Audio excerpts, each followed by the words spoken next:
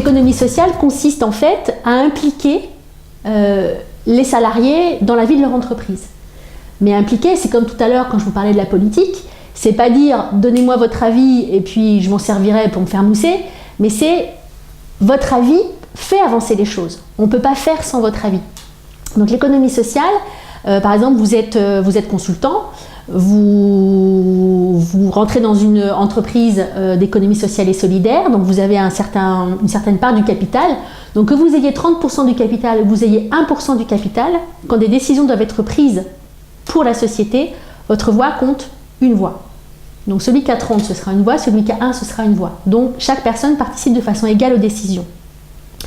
Ensuite, l'entreprise d'économie sociale et solidaire doit avoir comme but une finalité en fait qui sert le collectif.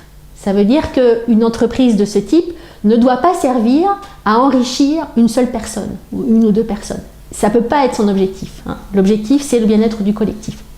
Donc je pense que le Conseil général a pour mission d'aider ce type d'économie à se développer. On peut aussi citer en matière d'économie solidaire et sociale, par exemple, le développement des AMAP. Il y en a sur le département, moi il y en a une sur mon canton, à laquelle je suis d'ailleurs adhérente.